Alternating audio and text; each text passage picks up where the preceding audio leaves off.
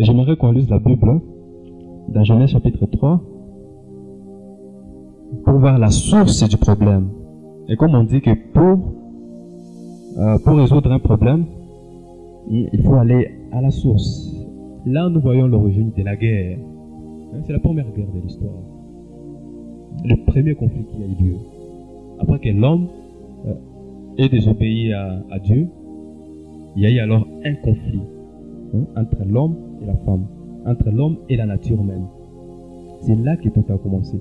C'est là la base de tous les problèmes, de toutes les guerres, de tous les conflits, de la méchanceté et de tout ce qui vont avec cela. Donc c'est là la racine, la source du problème. C'est pas parce que les corps n'ont pas été respectés, c'est pas parce que qu'on n'a pas la bonté dans notre cœur, qu'on ne respecte pas les règles de conduite, les règles morales. Non, c'est pas ça. Le problème, c'est qu'il y a eu une séparation de nous, hommes, avec Dieu. Et nous étions tous dans le jardin, c'est important de le dire. Nous avions tous mangé du fruit et nous sommes, comment dirais-je, nous sommes tous concernés par ça. C'est un problème qui nous concerne nous tous. Et donc, l'unique solution pour procurer la paix, c'est de réparer avec Dieu. C'est de nous remettre en règle avec Dieu. C'est de revenir vers le Créateur, d'accepter notre péché et de nous repentir et de lui obéir.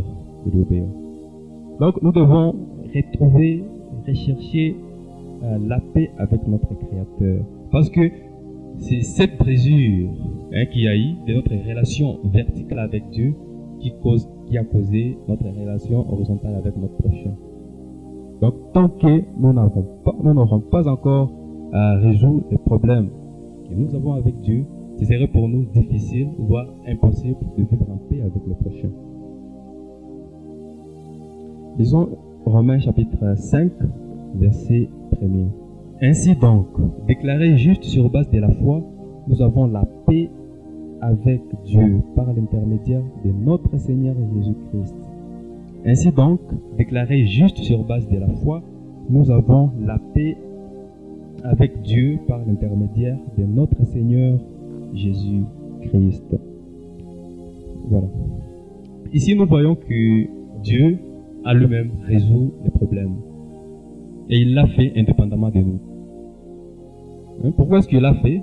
Parce que nous étions incapables de le faire. On était incapables de respecter la loi. On était incapables de faire ce qui est bien, ce qui est agréable devant Dieu. Et alors Dieu a décidé lui-même de faire le premier pas, d'apporter une solution à ces problèmes.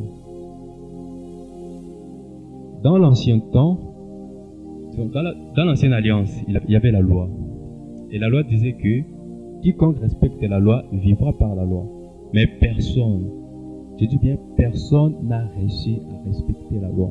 Même dans l'Ancien Testament, les gens étaient considérés justes par la grâce et au moyen de la foi. Personne, même les grands personnages de la Bible, tous ont failli en ce qui concerne le respect de la loi. Tous les grands hommes, les Paul, les Pierre, et la Bible ne les cache pas. Ils ont tous failli, même Moïse, lui, au travers de qui la loi est passée, lui-même a enfreint cette loi. Mais c'est seulement la grâce de Dieu qui l'a sauvé. Raison pour laquelle, chaque année, Dieu demandait au peuple d'Israël de faire des sacrifices pour le pardon de leurs péchés. Et quand ils faisaient ce sacrifice-là, Dieu ne pardonnait pas le péché, Dieu couvrait le péché. Parce que leur solution, le bétail qu'ils amenaient, les plantes qu'ils amenaient, les pigeons et autres choses qu'ils amenaient, n'avaient pas de standard pour pouvoir résoudre les problèmes qu'il y a entre nous, hommes, et Dieu. Pour dire que toutes ces méthodes ne passaient pas. Alors, qu'est-ce que Dieu fait? Qu'est-ce que Dieu a fait? Dieu a envoyé son Fils, Jésus, pour être une victime expiatoire pour nous.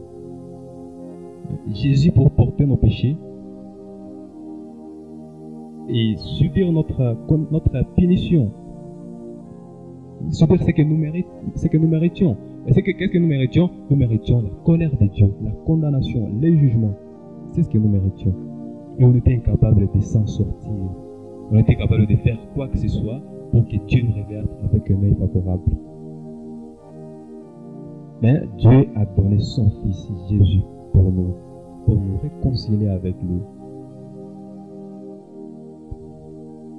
Parce que c'est un Dieu bon. C'est un Dieu miséricordieux. Il est plein de grâce.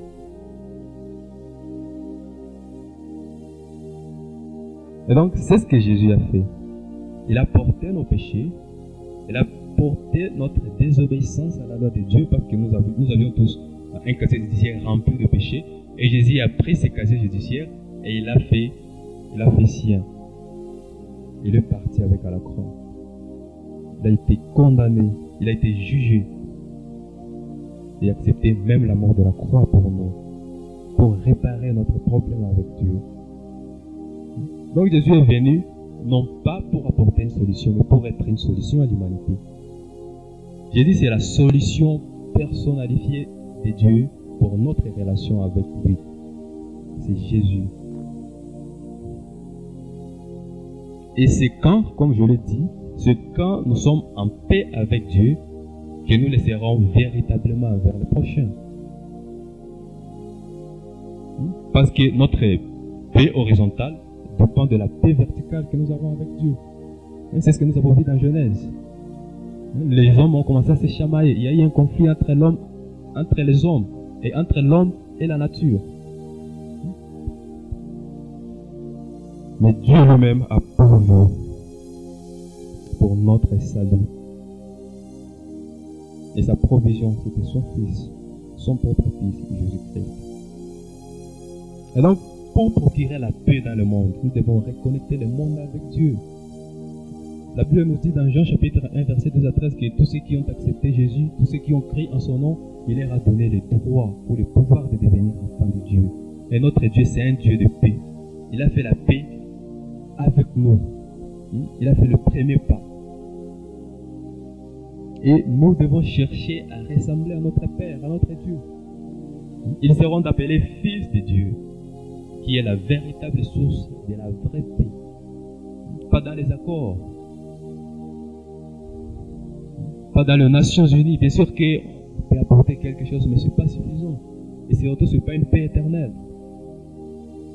On peut être en paix, et soi-disant paix dans ce monde, mais il y a encore la pensée de la mort qui pèse dans nos cœurs. On peut être en paix, il n'y a pas la guerre, il n'y a pas le conflit, mais à la fin du temps, on va en enfer. Et tout est multiplié par 0. Mais la paix que nous avons en Christ, que Christ nous a donné, que Christ nous a laissé, c'est une paix qui demeure éternellement. Et donc nous devons chercher à ressembler notre Dieu. Comme je l'ai dit, le monde décerne chaque année le prix Nobel pour les gens qui procurent la paix selon le monde, selon la méthode du monde. Mais la Bible nous dit qu'il y a un trésor, qu'il y a un prix qui est décerné à quelqu'un qui procure la paix par l'évangile. Et qu'est-ce qu'il reçoit? C'est un statut d'enfant de Dieu. C'est-à-dire, si vous croyez en Jésus-Christ, directement, vous avez ce statut d'enfant de Dieu. Un statut qui transcende tous les statuts qu'il y a dans ce monde. C'est un statut éternel. C'est un statut inestimable et personne ne peut nous l'arracher. Nous sommes enfants de Dieu. Et c'est au-dessus de tout. Sachant que nous sommes enfants de Dieu, nous ne pouvons pas vivre dans la peur. Dieu est plus grand que tout. C'est ce qu'on a chanté. Dieu est plus grand, il est au-dessus de tout. Et étant ses enfants, ça doit nous apporter la sécurité dans notre cœur. Et ça doit également nous pousser à vivre en paix dans notre entourage. Et donc, nous sommes des fils de Dieu. Et Dieu nous aime comme il aime Jésus. Jésus, bien sûr, c'est le Fils engendré.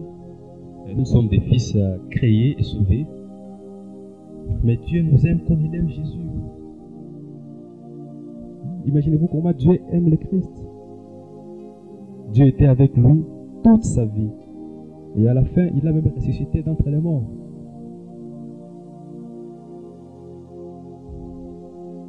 Et l'amour de Dieu, c'est tout ce qu'il y a de mieux. Si on sait que nous sommes fils de Dieu, si l'on sait que Dieu est le plus grand, qu'il est le plus fort, et qu'il nous aime inconditionnellement, ça dépasse tout. Ça dépasse tout en fait. C'est tout ce qu'il y a de mieux. C'est tout ce qu'il y a de mieux. Donc, si je peux récapituler les 2 points, heureux ceux qui procurent la paix. Qui procurent la paix, ce sont les chrétiens. Et procurent la paix selon la méthode de Dieu, pas selon la méthode du monde. Et qu'est-ce qu'ils obtiennent comme récompense? Ils sont appelés fils de Dieu. Alors, qu'est-ce que cela doit faire dans la vie? J'aimerais qu'on lise un peu, parce que d'expliquer un peu le mot paix, parce qu'on risque d'avoir des confusions. Lisons Jean chapitre 14, verset 27. Jean chapitre 14, verset 27. C'est Jésus qui parle. Il dit ceci. Je vous laisse la paix, je vous donne ma paix. Je vous la donne pas comme le monde donne. Que votre cœur ne se trouble pas et ne se laisse pas effrayer. Vous avez entendu ce que je vous ai dit. Je m'en vais et je reviens vers vous. Si vous m'aimiez, vous vous réjouiriez de ce que je vais auprès du Père, car mon Père est plus grand que moi.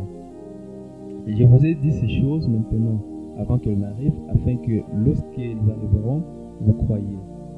Je ne parlerai plus beaucoup avec vous, car le prince du monde vient, et il n'a rien à moi.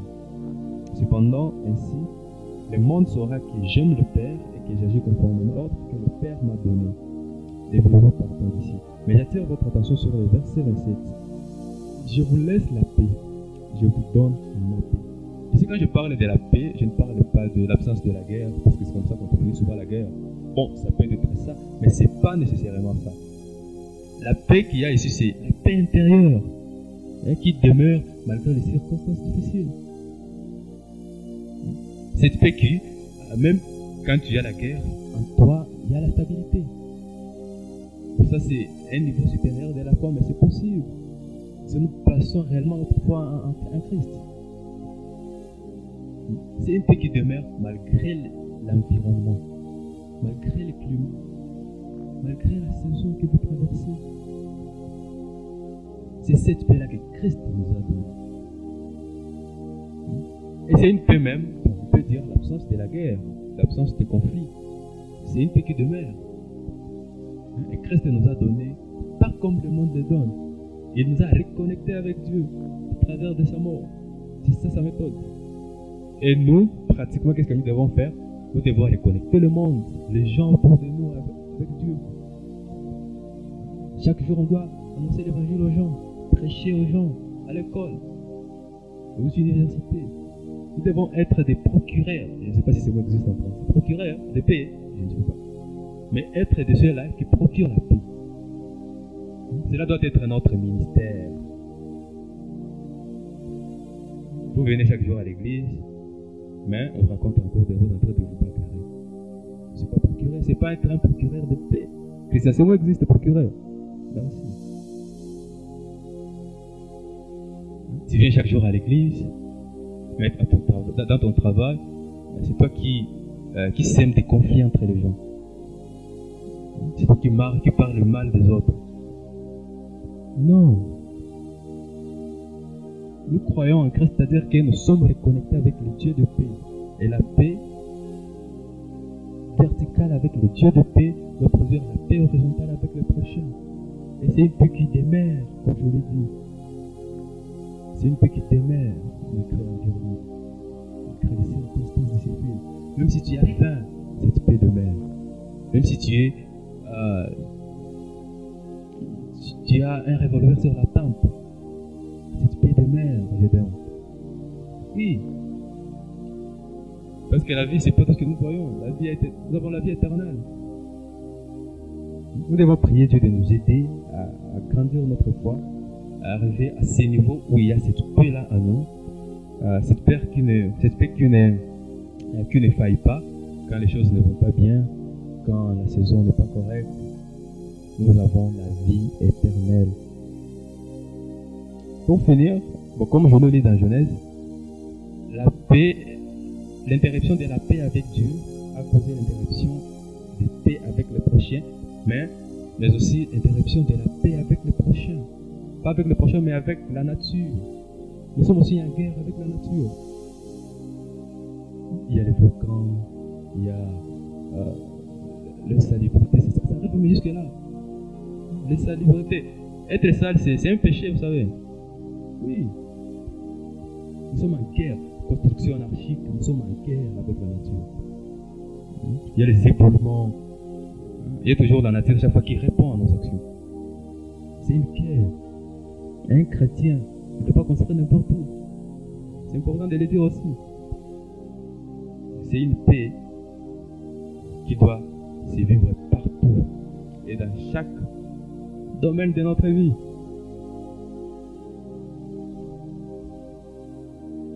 Et donc nous devons être intentionnels.